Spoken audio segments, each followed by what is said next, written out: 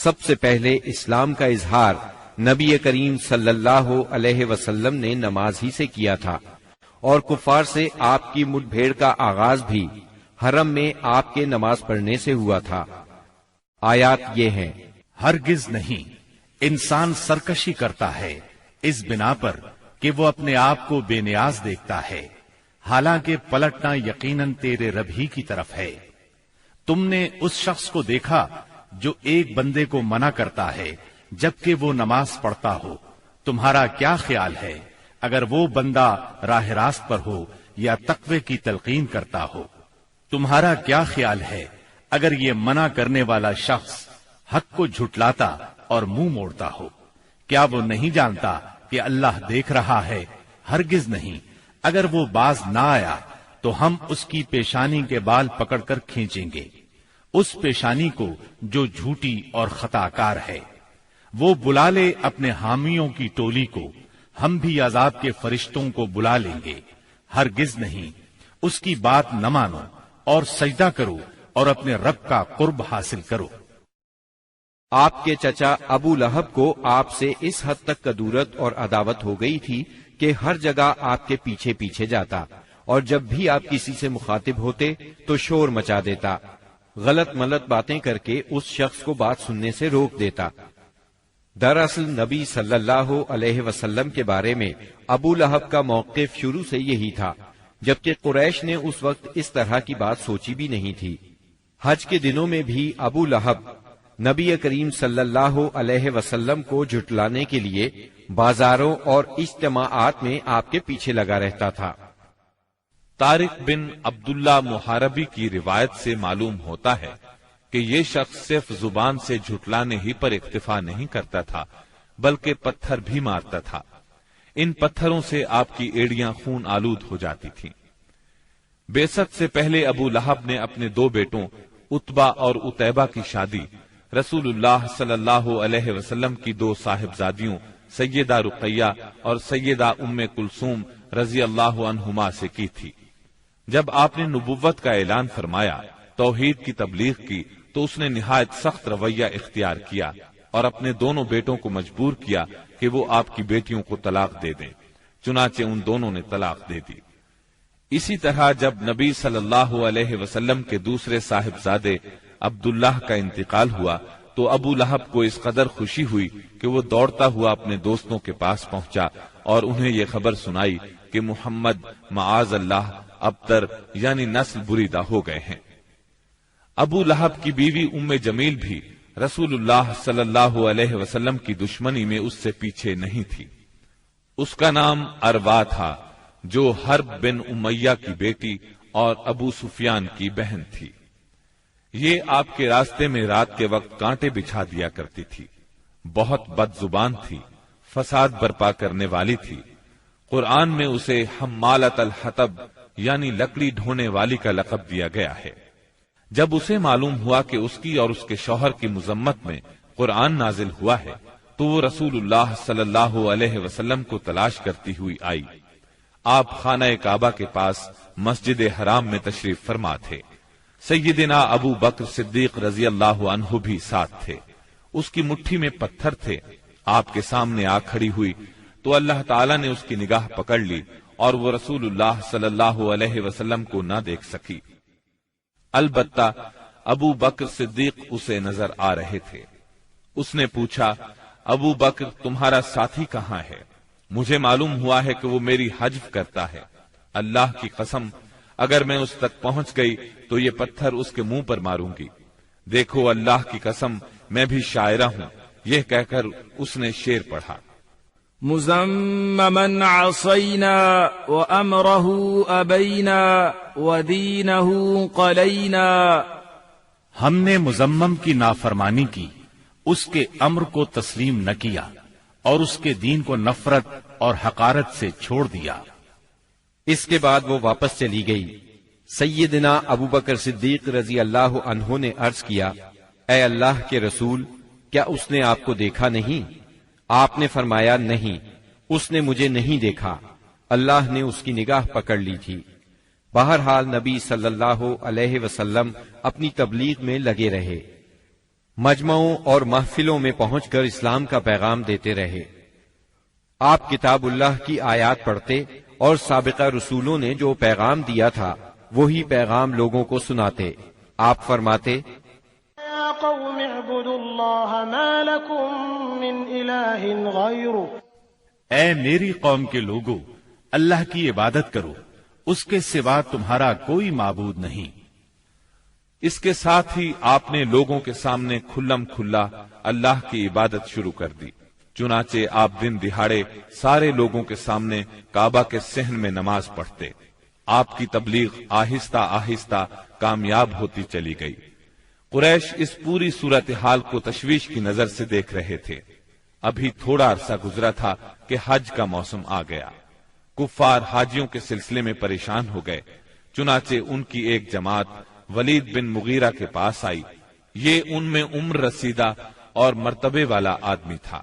اس نے کہا، دیکھو حج کا موسم آ گیا ہے، اب ہر طرف سے لوگ تمہارے پاس آئیں گے اور وہ ان صاحب کا معاملہ سن ہی چکے ہیں، لہذا کوئی ایک رائے طے کر لو اور مختلف باتیں نہ کہنا، ورنہ ایک دوسرے کو جھٹلا بیٹھو گے۔ لوگوں نے کہا، تب پھر آپ ہی بتائیں ہمیں کیا کرنا چاہیے، کیا کہنا چاہیے؟ اس نے کہا، نہیں بلکہ تم کہو میں سنوں گا۔ لوگوں نے کہا، اچھا تو ہم ان سے کہیں گے یہ کاہن ہے۔ یہ سن کر ولید بن مغیرہ نے جواب دیا، وہ کاہن نہیں ہے، ہم نے کاہنوں کو دیکھا ہے، اس میں نہ ان جیسی گنگناہٹ ہے نہ تک بندی۔ تب ان لوگوں نے کہا، ہم کہیں گے وہ پاگل ہے۔ ولید بن مغیرہ نے جواب دیا، وہ پاگل بھی نہیں ہے، ہم لوگ پاگل پن کو بھی پہچانتے ہیں، اس میں نہ پاگلوں کسی گھٹن ہے، نہ الٹی سیدھی حرکتیں، نہ بہکی بہکی باتیں۔ لوگوں نے کہا، تب پھر ہم کہیں گے وہ شاعر ہے۔ ولید بن مغیرہ بولا، وہ شاعر بھی نہیں ہے، ہمیں شعر و شاعری کی تمام قسمیں معلوم ہیں، وہ شاعر نہیں ہے۔ وہ بولے، اچھا تو ہم کہیں گے وہ جادوگر ہے۔ ولید بن مغیرہ نے کہا، وہ جادوگر بھی نہیں ہے، ہم نے جادو اور جادوگر سب دیکھے ہیں، اس میں ان جیسی جھاڑ پھونک ہے نہ گرہ بندی۔ انہوں نے کہا، تب پھر آخر ہم ان سے کیا کہیں، کیا بتائیں، یہ کون ہے، کیا ہے؟ اس نے جواب میں کہا، اللہ کی قسم، اس کی بات میں مٹھاس ہے، تازگی ہے، اس کی جڑ پائیدار اور شاخ پھلدار ہے، تم جو بھی کہو گے واضح ہو جائے گا کہ تم نے جھوٹ کہا ہے۔ ویسے زیادہ مناسب یہی ہے کہ تم کہہ دو وہ جادوگر ہے اور اس کی باتوں میں جادو ہے، وہ اس کے ذریعے سے باپ بیٹے میں، بھائی بھائی میں، میاں بیوی میں، آدمی اور اس کے خاندان میں لڑائی کروا دیتا ہے، پھوٹ ڈلوا دیتا ہے۔ چنانچہ یہ بات طے کر کے وہ لوگ وہاں سے اٹھے۔ اب انہوں نے حج کے لیے آنے والوں کی راہوں میں بیٹھنا شروع کیا۔ اب جو بھی ان کے پاس سے گزرتا اسے آپ کے بارے میں بتاتے، انہیں ڈراتے اور کہتے کہ تم لوگ اس شخص کے جال میں نہ آ جانا۔ نتیجہ یہ ہوا کہ لوگوں نے آپ کو دیکھنے اور آپ کی باتیں سننے سے پہلے ہی بچ کر رہنے کی ٹھان لی۔ اس کے بعد جب حج کے دن آ گئے تب نبی اکرم صلی اللہ علیہ وسلم نے حاجیوں کے مجمعوں میں اور ان کے ڈیروں پر جانا شروع کر دیا۔ جا کر انہیں اسلام کی طرف بلانا شروع کیا۔ آپ فرماتے، لوگو لا الہ الا اللہ کہو، کامیاب ہو جاؤ گے۔ ادھر ابو لہب کا یہ حال تھا کہ وہ آپ کے پیچھے پیچھے لگا رہتا، آپ کو جھٹلاتا جاتا، تکلیف بھی پہنچاتا۔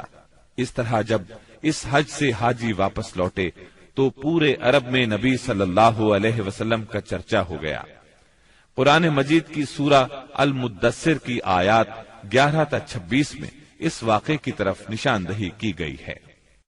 چھوڑ دو مجھے اور اس شخص کو جسے میں نے اکیلا پیدا کیا، بہت سا مال اسے دیا، اس کے ساتھ ساتھ حاضر رہنے والے بیٹے دیے اور اس کے لیے ریاست کی راہ ہموار کی۔ پھر وہ طمع رکھتا ہے کہ میں اسے اور زیادہ دوں گا، ہرگز نہیں، وہ ہماری آیات سے عناد رکھتا ہے، میں تو اسے بہت جلد ایک کٹھن چڑھائی چڑھاؤں گا۔ اس نے سوچا اور کچھ بات بنانے کی کوشش کی تو رب کی مار اس پر۔ اس نے کیسی بات بنانے کی کوشش کی؟ ہاں، رب کی مار اس پر۔ اس نے کیسی بات بنانے کی کوشش کی؟ پھر لوگوں کی طرف دیکھا، پھر پیشانی سکیڑی اور منہ بنایا، پھر پلٹا اور تکبر میں پڑ گیا۔ آخر کار بولا کہ یہ کچھ نہیں ہے مگر ایک جادو جو پہلے سے چلا آ رہا ہے، یہ تو ایک انسانی کلام ہے، بہت جلد میں اسے دوزخ میں پھینک دوں گا۔ اسلام کی اشاعت بڑھ رہی تھی، لیکن اس کے ساتھ ساتھ قریش کا ظلم و ستم بھی شدید سے شدید تر ہوتا جا رہا تھا۔ پھر آپ ایک مخلص صحابی ارقم بن ابی ارقم رضی اللہ عنہ کے گھر میں تبلیغ کا کام کرنے لگے، یعنی وہ گھر آپ کی تبلیغ کا مرکز ٹھہرا۔ مسلمانوں کو اسلامی تحریک کے سب سے پہلے مرکز دار ارقم کا علم تھا، چنانچہ کوئی اجنبی شخص مسلمان ہونے کے لیے آتا تو اہل اسلام اسے بھی دار ارقم پہنچا دیا کرتے تھے۔ قریش کی سختیاں اور حالات جب ناقابل برداشت ہو گئے تو آپ نے اپنے اصحاب سے فرمایا، حبشہ کا بادشاہ اسہمہ نجاشی ایک انصاف پسند حکمران ہے اور اس کے ملک میں کسی پر ظلم نہیں ہوتا، لہذا تم حبشہ کی طرف ہجرت کر جاؤ۔ اس ہدایت کے مطابق رجب 5 نبوت میں صحابہ کرام کے پہلے قافلے نے ہجرت کی۔ اس میں 12 مرد اور 4 عورتیں تھیں اور ان کے امیر سیدنا عثمان بن عفان رضی اللہ عنہ تھے۔ ان کے ساتھ ان کی زوجہ محترمہ سیدہ رقیہ رضی اللہ عنہا تھی۔ یہ نبی اکرم صلی اللہ علیہ وسلم کی صاحبزادی تھی اور یہ سیدنا ابراہیم علیہ السلام اور سیدنا لوط علیہ السلام کے بعد پہلا گھرانہ تھا جس نے اللہ کے راستے میں ہجرت کی تھی۔ یہ لوگ رات کی تاریکی میں خاموشی سے نکلے اور جدہ کے جنوب میں واقع بحر احمر کی بندرگاہ شعیبہ کا رخ کیا۔ خوش قسمتی سے وہاں 2 تجارتی جہاز موجود تھے۔ یہ لوگ ان پر سوار ہو کر حبشہ پہنچ گئے۔ ادھر قریش کو ان کی روانگی کا علم ہوا تو مارے غیظ و غضب کے ان کا برا حال ہو گیا۔ فوراً آدمی دوڑائے گئے تاکہ ان حضرات کو پکڑا جا سکے اور خوب سزا دی جا سکے، یہاں تک کہ وہ اللہ کا دین چھوڑ دے۔ لیکن ان کے ساحل تک پہنچنے سے پہلے مسلمان سمندر میں دور جا چکے تھے، لہذا یہ لوگ ساحل سے نامراد واپس آ گئے۔ اس ہجرت کے کوئی 2 ماہ بعد رمضان 5 نبوت میں ایک روز رسول اللہ صلی اللہ علیہ وسلم مسجد حرام میں تشریف لائے۔ اس وقت وہاں قریش کے بہت سارے لوگ موجود تھے، ان میں ان کے سردار اور بڑے بڑے لوگ بھی تھے۔ آپ نے ان کے درمیان کھڑے ہو کر سورہ نجم کی تلاوت شروع کر دی۔ ایسا نفیس کلام انہوں نے پہلے کبھی نہیں سنا تھا۔ اب جو ان کے کانوں میں گونجا تو بے خود ہو گئے، دم بخود ہو کر سنتے رہ گئے، اس طرح خاموش اور ساکت ہو گئے کہ آپ کو روکنے کا ہوش بھی نہ رہ گیا۔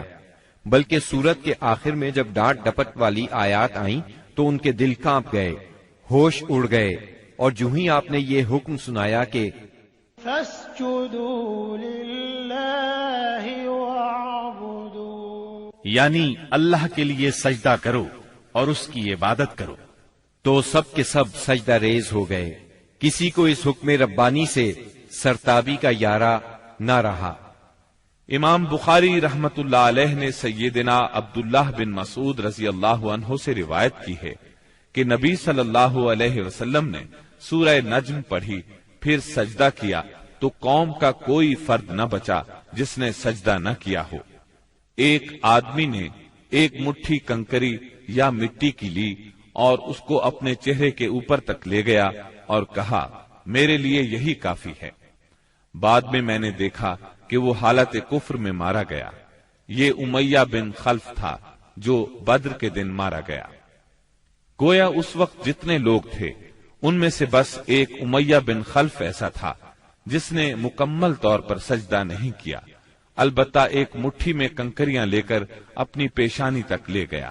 اس نے سجدہ کرنے والوں کا بس اس حد تک ساتھ دیا تھا۔ اس واقعے کی خبر حبشہ پہنچ گئی، یعنی تمام قریش کے سجدہ کرنے کی خبر۔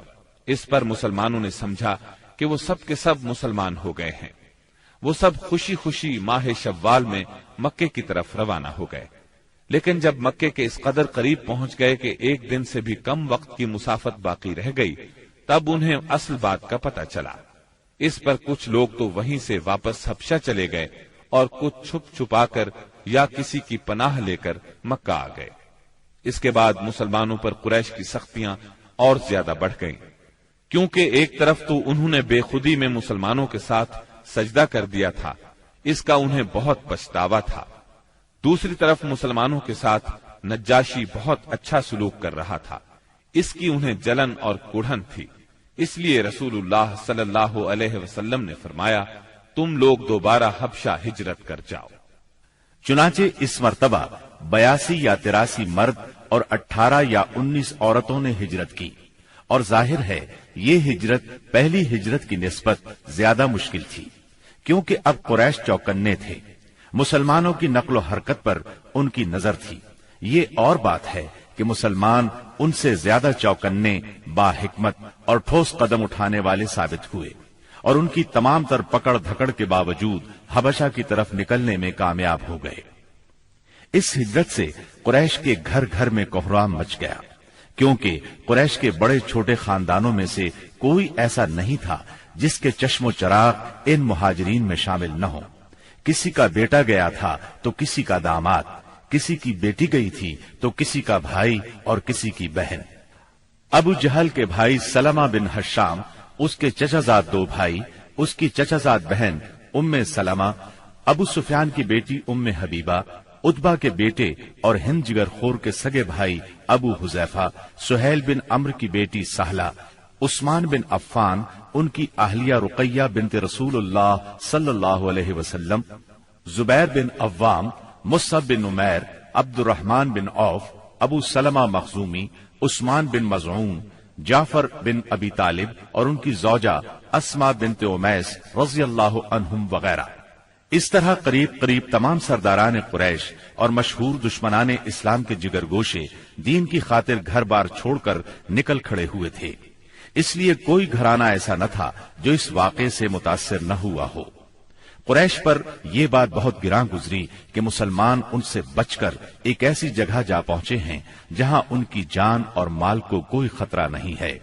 چنانچہ انہوں نے ان حضرات کی واپسی کا منصوبہ تیار کیا۔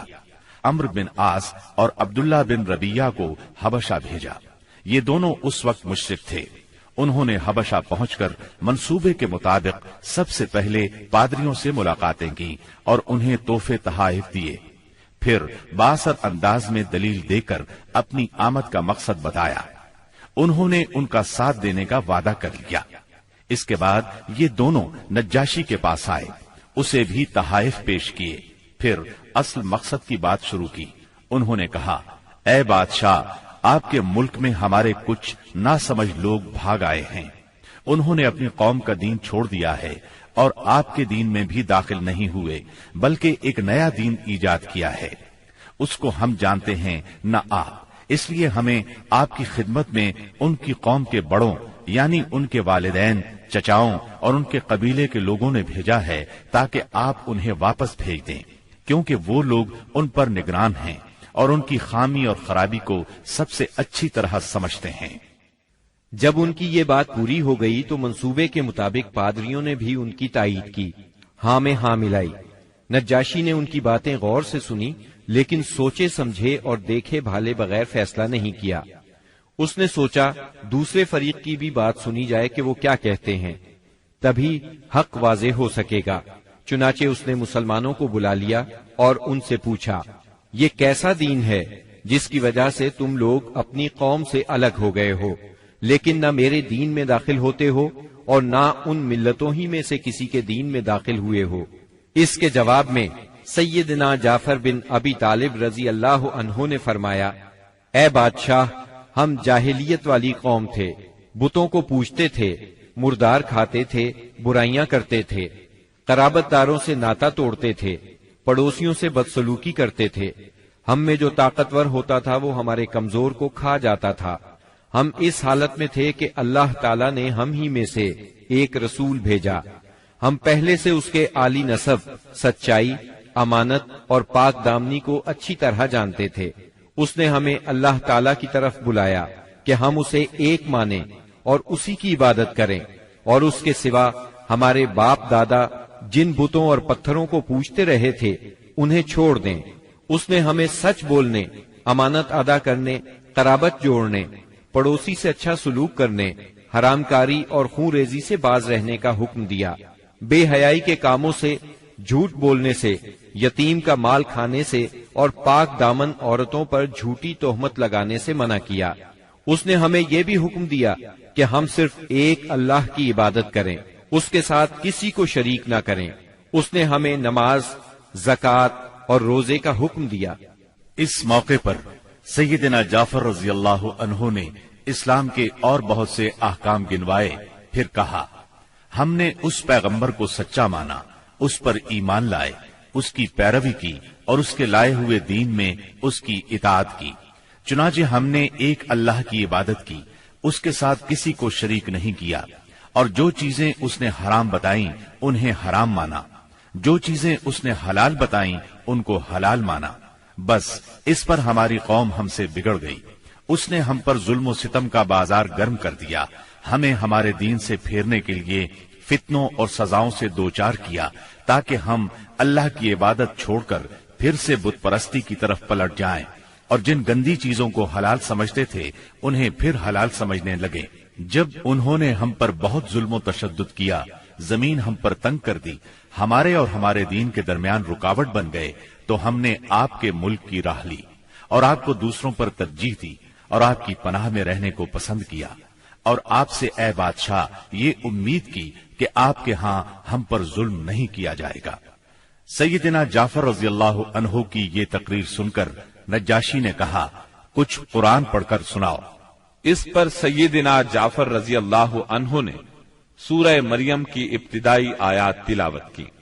نجاشی ان آیات کو سن کر اس قدر رویا کہ اس کی داڑھی تر ہو گئی، اور تمام پادری بھی اس قدر روئے کہ ان کے صحیفے تر ہو گئے۔ پھر نجاشی نے کہا، یہ کلام اور وہ کلام جو عیسیٰ علیہ السلام لے کر آئے تھے، دونوں ایک ہی طاق شمع سے نکلے ہوئے ہیں۔ اس کے بعد اس نے قریش کے دونوں نمائندوں سے مخاطب ہو کر کہا، تم لوگ چلے جاؤ، اللہ کی قسم میں انہیں تمہارے حوالے نہیں کر سکتا، اور نہ ان کے خلاف کوئی چال چلی جا سکتی ہے۔ دوسرے دن عمرو بن عاص نے ایک خطرناک ترین تدبیر اختیار کی۔ نجاشی سے جا کر کہا، اے بادشاہ، یہ لوگ عیسیٰ علیہ السلام کے بارے میں ایک بڑی بات کہتے ہیں۔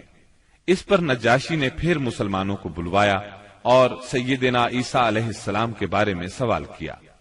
سیدنا جعفر رضی اللہ عنہ نے فرمایا، ہم ان کے بارے میں وہی بات کہتے ہیں جو نبی صلی اللہ علیہ وسلم لے کر آئے ہیں، یعنی وہ اللہ کے بندے ہیں، اس کے رسول، اس کی روح اور اس کا وہ کلمہ ہے جسے اللہ نے کنواری پاک دامن مریم علیہ السلام کی طرف القاء کیا تھا۔ اس پر نجاشی نے زمین سے تنکا اٹھایا اور کہا، اللہ کی قسم، جو کچھ تم نے کہا ہے اس سے عیسیٰ علیہ السلام اس تنکے کے برابر بھی بڑھ کر نہیں تھے۔ چنانچہ تم لوگ میرے ملک میں امن اور چین سے رہو، جو تمہیں گالی دے گا اس پر تاوان لگایا جائے گا۔ مجھے سونے کا پہاڑ ملے تو بھی میں گوارا نہیں کروں گا کہ تم میں سے کسی کو ستایا جائے۔ اس کے بعد اس نے حکم دیا کہ قریش کے نمائندوں کو ان کے تحفے واپس کر دیے جائیں۔ چنانچہ یہ دونوں صاحبان منہ لٹکائے واپس مکہ لوٹ آئے، اور مسلمانوں نے وہاں اچھے دیار میں اچھے ہمسائے کے ساتھ قیام کیا۔ بہرحال مشرکین کی چال ناکام ہو گئی۔ یہ بات ان کی سمجھ میں آ گئی کہ وہ مسلمانوں سے عداوت اپنے دائرہ اختیار میں رہ کر ہی کر سکتے ہیں، لیکن پھر اس کے مقابلے میں انہوں نے ایک خوفناک بات سوچی۔ دراصل انہیں اچھی طرح احساس ہو گیا تھا کہ اس مسئلے سے نمٹنے کے لیے ان کے سامنے دو ہی راستے رہ گئے ہیں، یہ کہ رسول اللہ صلی اللہ علیہ وسلم کو طاقت کے ذریعے تبلیغ سے روک دیں، یا پھر آپ کے وجود ہی کا صفایا کر دیں۔ تاہم دوسری صورت ان کے لیے بہت مشکل تھی، اس لیے کہ ابو طالب آپ کے محافظ تھے اور وہ مشرکین کے عزائم کے سامنے آہنی دیوار تھے۔ اس لیے یہی مفید سمجھا گیا کہ ابو طالب سے دو باتیں کی جائیں۔ اس تجویز کے بعد سرداران قریش ابو طالب کے پاس گئے اور بولے، اے ابو طالب، آپ ہمارے درمیان بہت عزت اور شرف والے ہیں۔ ہم نے آپ سے گزارش کی کہ اپنے بھتیجے کو روکیے، لیکن آپ نے نہیں روکا۔ آپ یہ بات یاد رکھیں، ہمارے آباء و اجداد کو گالیاں دی جاتی ہیں، ہم برداشت نہیں کر سکتے۔ ہماری عقلوں کو اور سمجھ بوجھ کو حماقت کہا جائے، ہمارے خداؤں کی عیب جوئی کی جائے، یہ ہم ہرگز برداشت نہیں کر سکتے۔ آپ انہیں روک لیجئے، ورنہ پھر ہم آپ سے اور ان سے ایسی جنگ چھیڑ دیں گے کہ ایک فریق کا صفایا ہو کر رہے گا۔ ابو طالب پر اس زوردار دھمکی کا بہت زیادہ اثر ہوا۔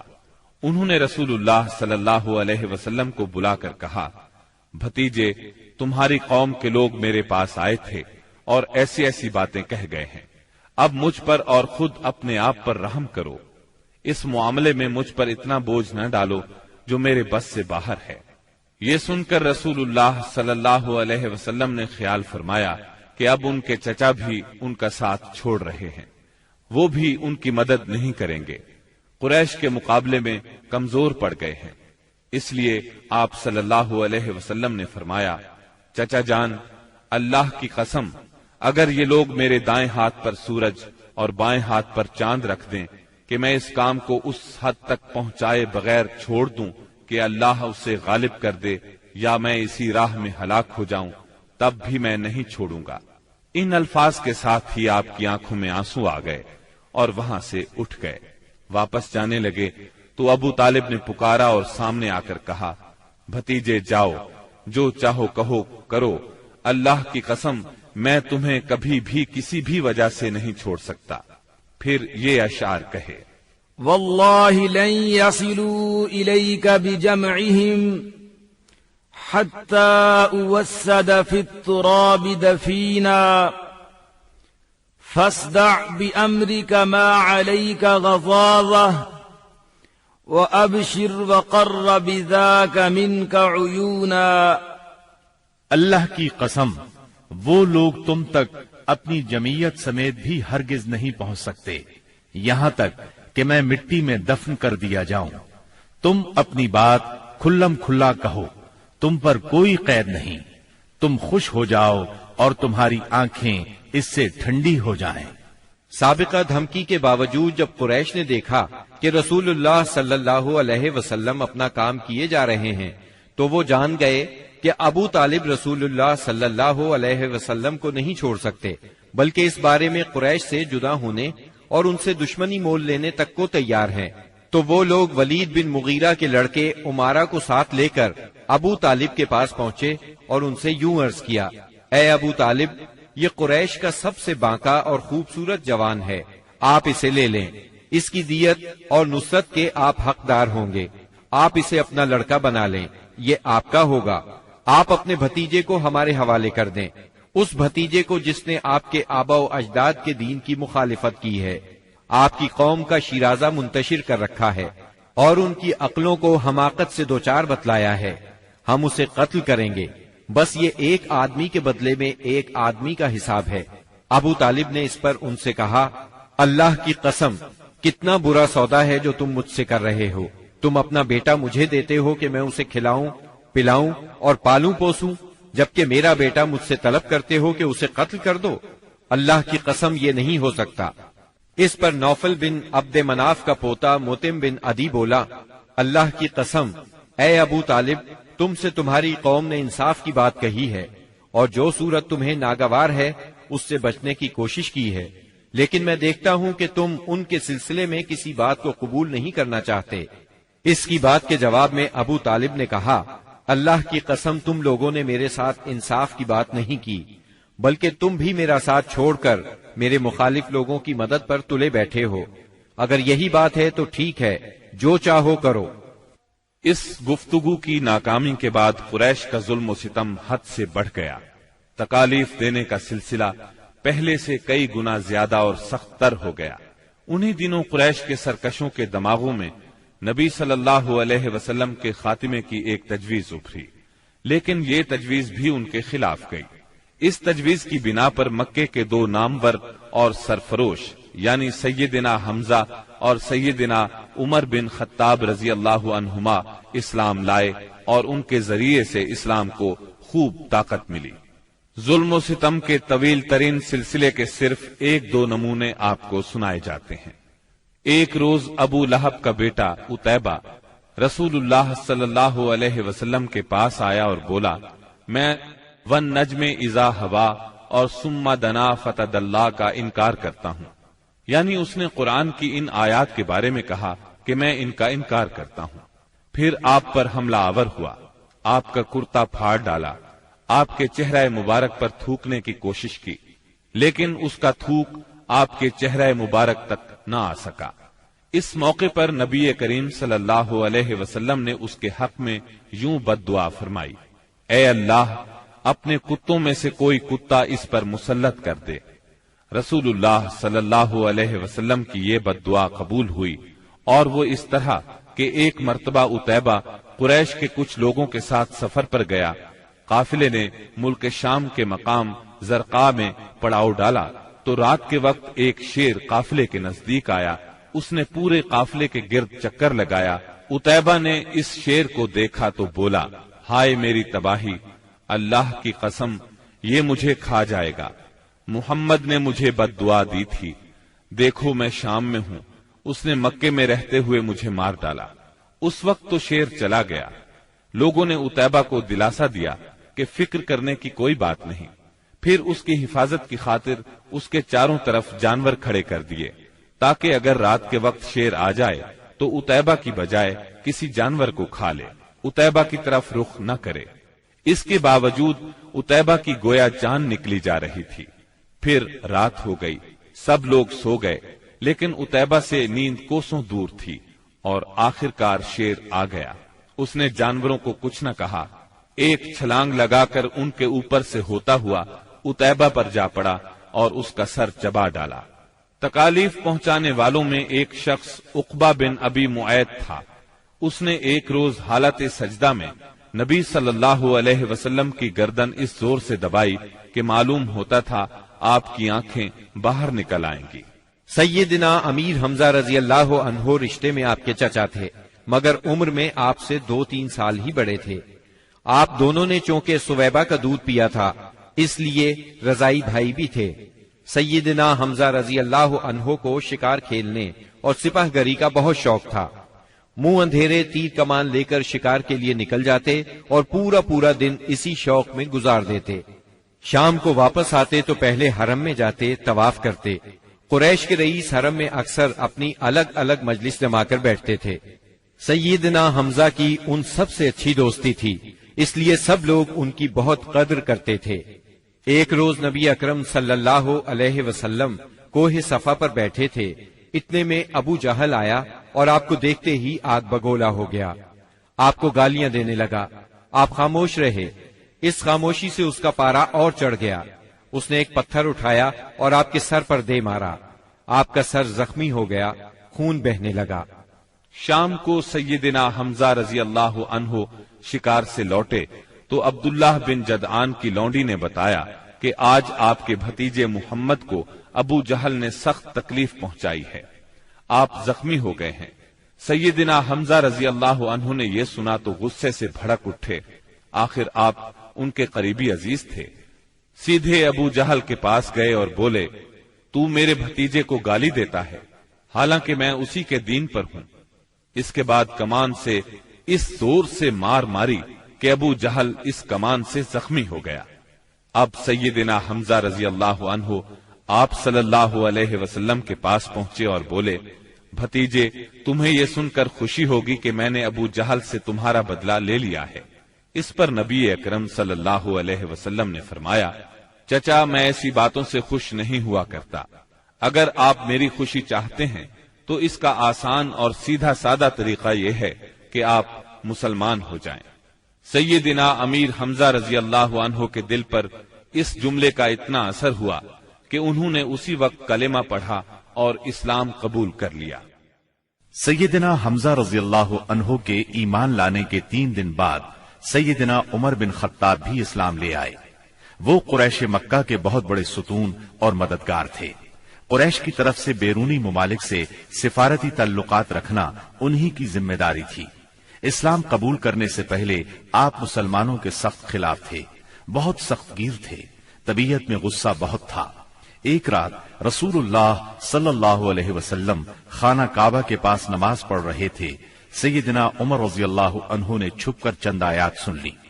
ان کے دل میں آیا کہ یہ حق ہے، لیکن پھر بھی اپنے خیالات پر جمے رہے، یہاں تک کہ ایک روز نبی صلی اللہ علیہ وسلم کا کام تمام کرنے کی نیت سے تلوار لے کر نکل کھڑے ہوئے۔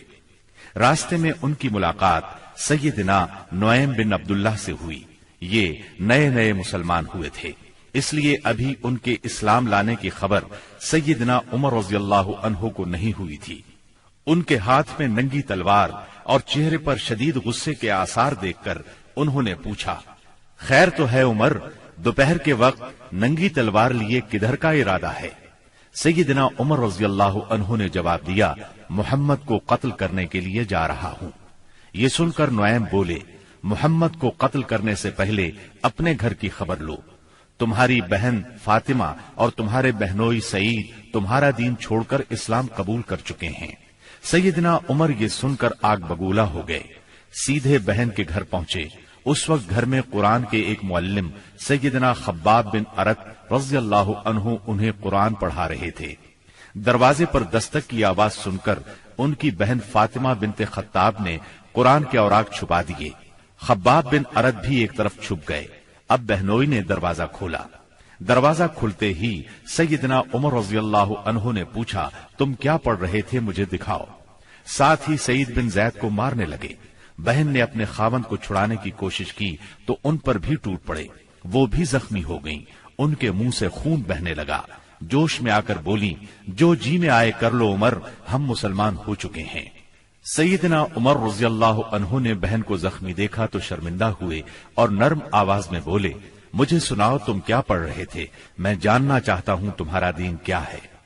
فاطمہ بنت خطاب رضی اللہ عنہا نے جوش کے عالم میں چند جملے کہے، پھر فرمایا، جاؤ پہلے غسل کرو، پھر دکھائیں گے ہم کیا پڑھ رہے تھے۔ غسل کے بعد انہیں قرآنی اوراق دکھائے گئے۔ انہیں نرم پڑھتے دیکھ کر سیدنا خباب بن ارت بھی کونے سے نکل کر سامنے آ گئے۔ قرآن کے اوراق پر سورہ طٰہٰ کی چند آیات تھیں۔ سیدنا عمر رضی اللہ عنہ نے ان کو پڑھا تو کایا پلٹ گئی اور بولے، یہ تو بہت عمدہ چیز ہے، بتاؤ مسلمان کس طرح ہوتے ہیں۔ سیدنا خباب بن ارت نے کہا، اے عمر، جمعرات کی رات رسول اللہ صلی اللہ علیہ وسلم نے اللہ تعالی سے دعا کی تھی کہ اے اللہ، ابو جہل یا عمر بن خطاب سے اسلام کو تقویت دے۔ تمہیں خوشخبری ہو کہ یہ سعادت تمہارے حصے میں آ رہی ہے۔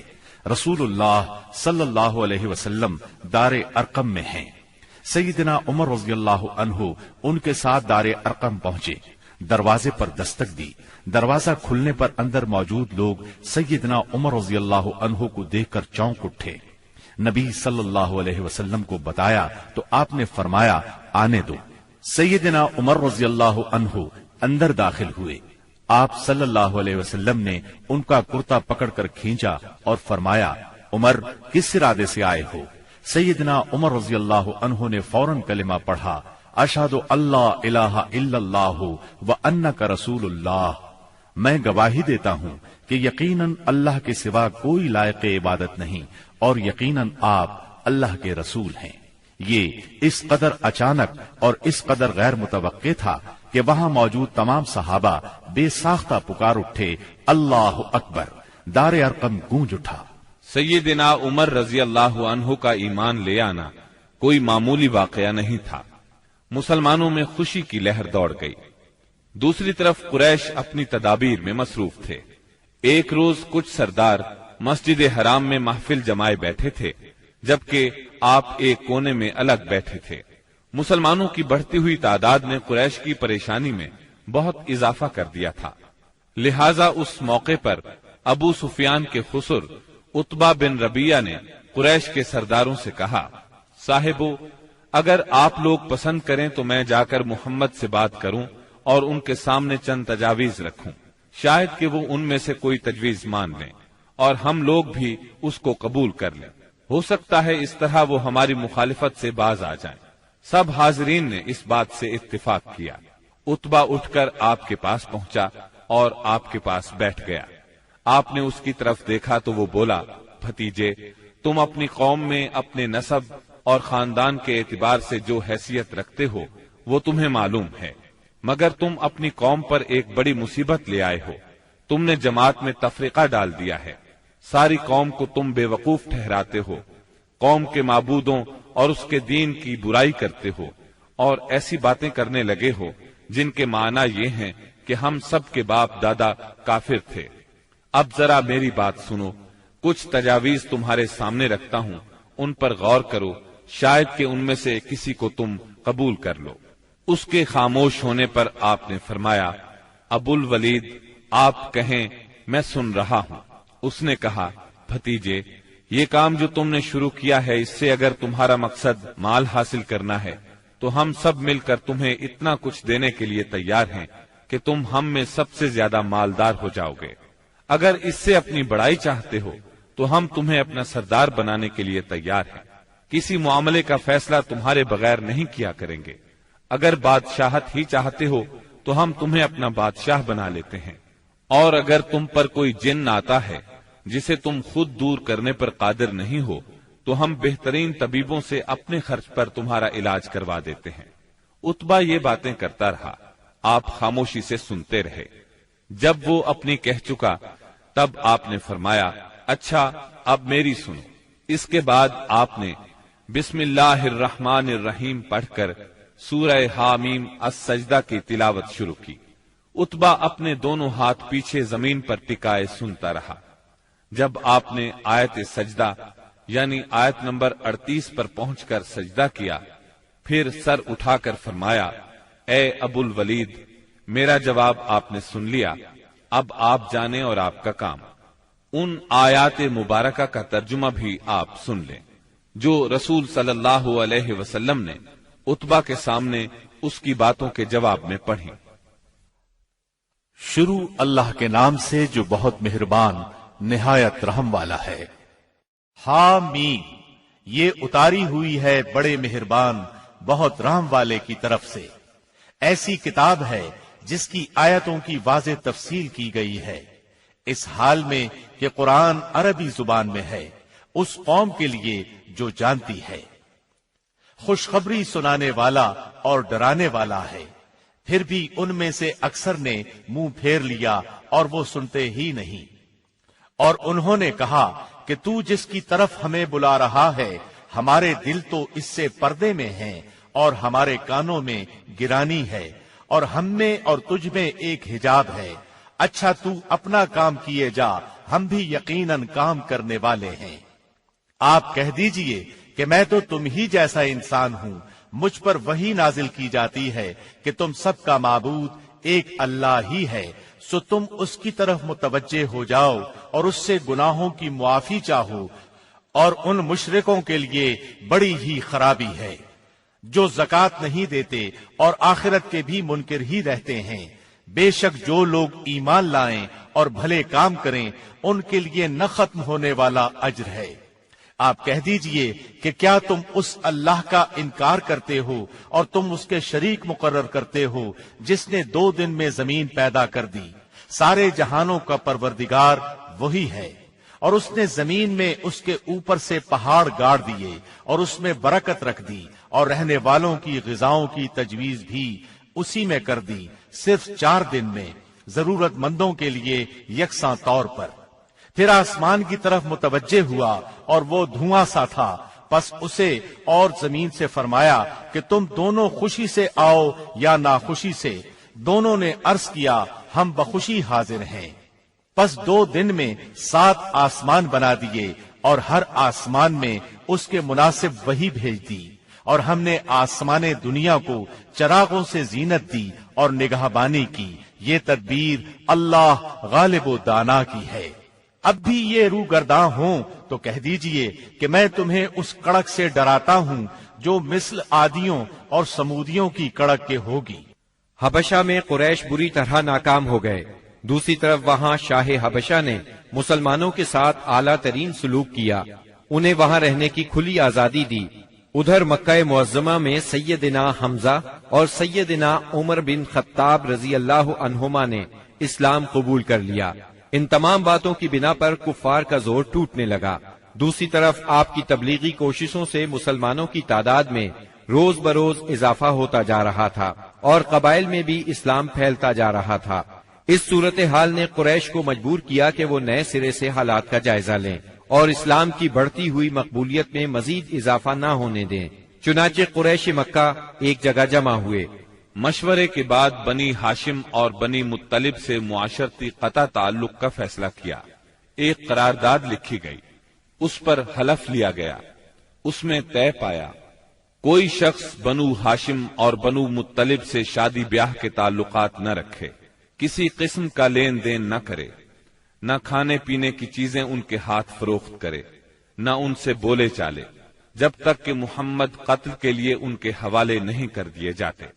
اس قرارداد کو اہمیت دینے کے لیے اس کو کعبے کے اندر لٹکا دیا گیا۔ دوسرے قبائل خاص طور پر بنو کنانہ بھی اس معاہدے میں شریک ہو گئے۔ اس طرح یہ اور مضبوط ہو گیا۔ اس معاہدے کی کتابت بغیض بن عامر بن ہاشم نے کی تھی۔ رسول اللہ صلی اللہ علیہ وسلم نے اس پر بد دعا کی اور اس کا ہاتھ یا ہاتھ کی بعض انگلیاں شل ہو گئیں۔ قریش مکہ کے اس معاشرتی بائیکاٹ سے مجبور ہو کر ابو طالب نے اپنے خاندان کے ساتھ شیب ابی طالب میں پناہ لی۔ شیب ابی طالب مکہ معظمہ میں ایک محلے کا نام تھا۔ بنی ہاشم اس میں رہا کرتے تھے۔ شیب عربی زبان میں گھاٹی کو کہتے ہیں۔ یہ محلہ کوہ ابو قبیس کی گھاٹیوں میں سے ایک گھاٹی میں واقع تھا اور ابو طالب بنی ہاشم کے سردار تھے، اس لیے شیب ابی طالب کہا جاتا تھا۔ بنی ہاشم اور بنی مطلب کے ہر شخص نے ساتھ دیا۔ مسلمانوں نے ان کی وجہ سے اور کفار کے خاندانی اور نسبتی تعلق کی بنا پر محصور ہونا قبول کیا۔ بنو ہاشم میں سے صرف ابو لہب نے قریش مکہ کا ساتھ دیا اور وہ شہر ہی میں مقیم رہا۔ بنو ہاشم اور بنو مطلب کے 3 سال اس گھاٹی میں گزرے۔ یہ 3 سال اس قدر سخت، تنگ دستی، غربت اور تکالیف کے تھے کہ بھوک کی شدت سے بچوں کے بلبلانے کی آوازیں راستہ چلتے لوگوں کو سنائی دیتی تھیں، مگر سنگ دل کفار ان چیخوں کو سن کر خوش ہوتے تھے۔ مسلمانوں نے ان 3 برسوں میں درختوں کے پتے اور چمڑے کھا کر پیٹ کی آگ بجھائی۔ سعد بن ابی وقاص رضی اللہ عنہ فرماتے ہیں، میں بھوکا تھا، اتفاق سے رات کے وقت میرا پاؤں کسی چیز پر پڑا، میں نے اس چیز کو اٹھایا اور نکل گیا، مجھے اب تک معلوم نہیں کہ وہ کیا چیز تھی۔ اسی طرح اونٹ کی کھال کا سوکھا ہوا چمڑا انہیں کہیں راستے میں پڑا مل گیا، انہوں نے پانی سے دھو کر اس کو جلایا اور صفوف بنا کر پانی کے ساتھ کھا کر 3 راتیں بسر کی۔ یہ معاشرتی بائیکاٹ اتنا شدید تھا کہ قریش نے کھانے پینے کی اشیاء کا لے جانا بھی بند کر دیا تھا۔ جب کوئی تجارتی قافلہ مکے آتا تو ابو لہب اٹھتا اور اعلان کرتا، کوئی تاجر عام نرخوں پر اصحاب محمد کو فروخت نہ کرے، بلکہ اتنی قیمت بڑھائے کہ وہ چیز ان لوگوں کی قوت خرید سے باہر ہو جائے۔ قریش میں سے بعض لوگوں کے دل ان حضرات کی یہ حالت دیکھ کر کڑتے تھے، کیونکہ وہ ان کے عزیز تھے، چنانچہ ایسے لوگ خفیہ طور پر کھانے پینے کی چیزیں بھیج دیتے تھے۔ ایک دن سیدنا حکیم بن حزام رضی اللہ عنہ اپنی پھوپھی سیدہ خدیجہ رضی اللہ عنہا کے لیے کچھ چیزیں لے کے جا رہے تھے کہ ابو جہل نے راستہ روک لیا اور کہا، اگر تم نے شیب ابی طالب میں غلہ پہنچانے کی کوشش کی تو میں سب لوگوں میں تمہیں رسوا کر دوں گا۔ اتفاق سے اس وقت ابو البختری سامنے سے آ گیا۔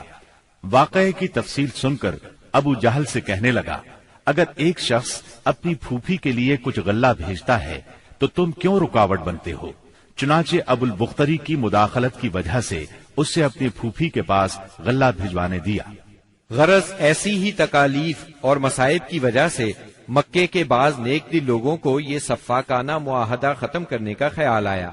آخر ہشام بن عمرو کی کوششوں سے زہیر بن ابی امیہ، سیدہ خدیجہ رضی اللہ عنہا کے رشتہ دار متم بن عدی، زمعہ بن اسود اور ابو البختری بن ہاشم اور مختلف قبائل کے بعض افراد نے رات کو خفیہ مجلس میں اس معاہدے کی منسوخی کا طریقہ کار مرتب کیا۔ پھر صبح کو کعبۃ اللہ کے پاس اپنے اپنے حلقے میں جمع ہوئے۔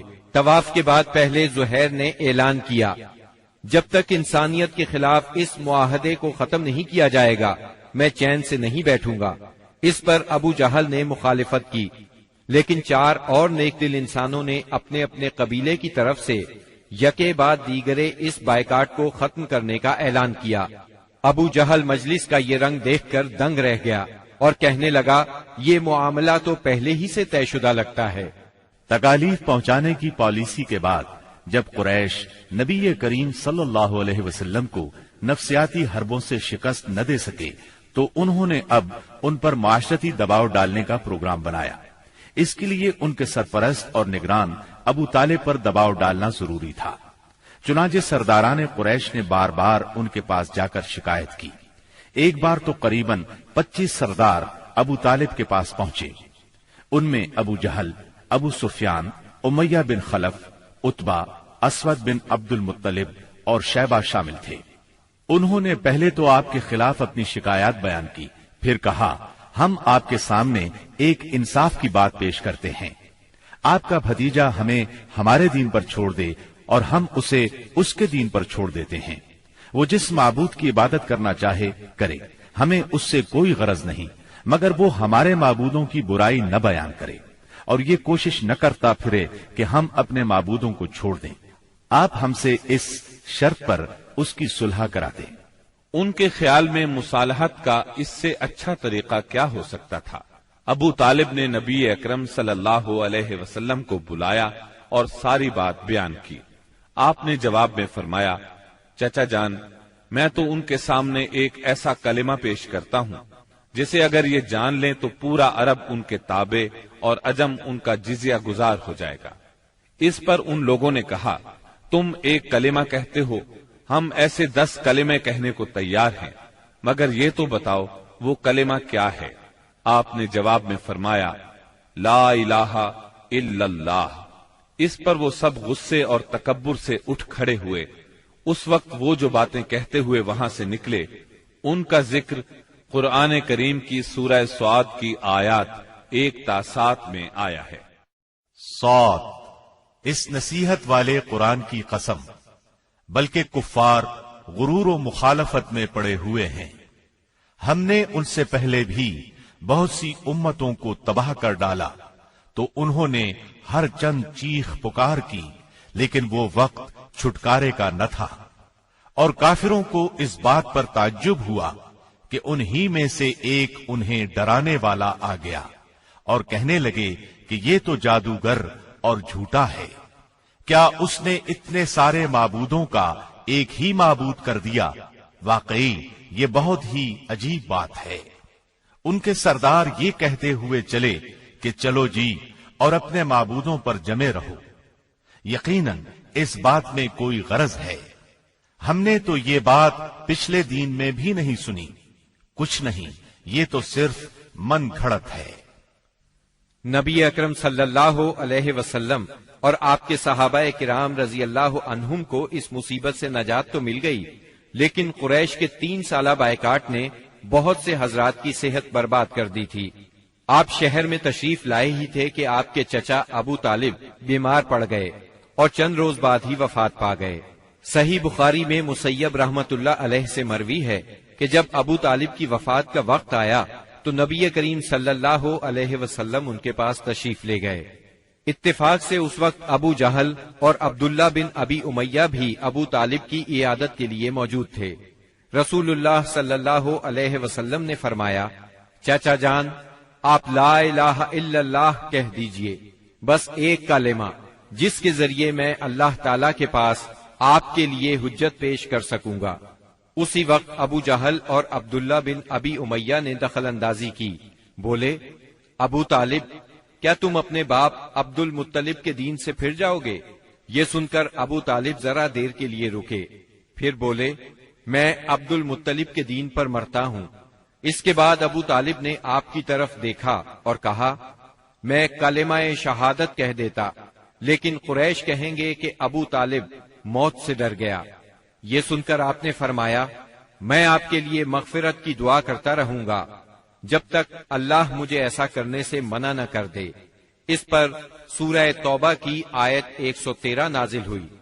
نبی اور اہل ایمان کے لیے درست نہیں کہ مشرکین کے لیے دعائے مغفرت کریں، اگرچہ وہ قرابت دار ہی کیوں نہ ہو، جبکہ ان پر واضح ہو چکا ہے کہ وہ جہنمی ہیں۔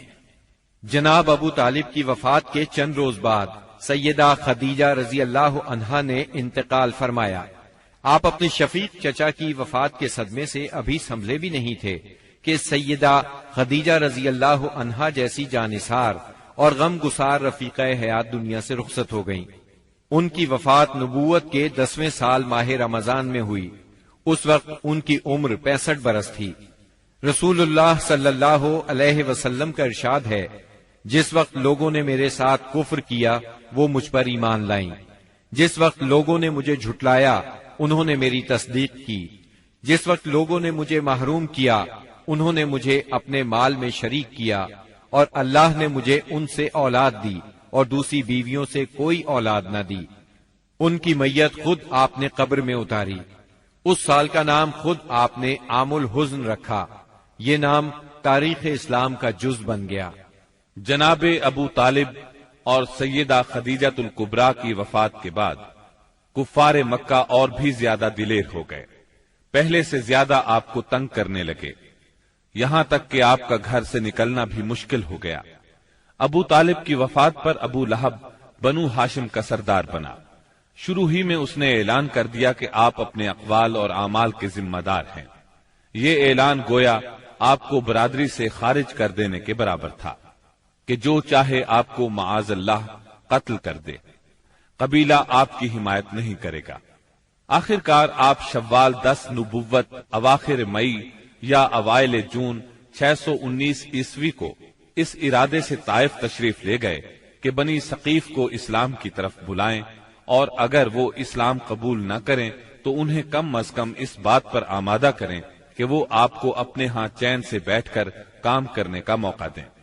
طائف مکہ معظمہ سے 60 میل کے فاصلے پر پہاڑوں میں ایک سرسبز و شاداب مقام ہے، جو اپنی خوشگوار آب و ہوا کی وجہ سے اہل حجاز کے لیے ایک صحت افزا مقام کی حیثیت رکھتا ہے۔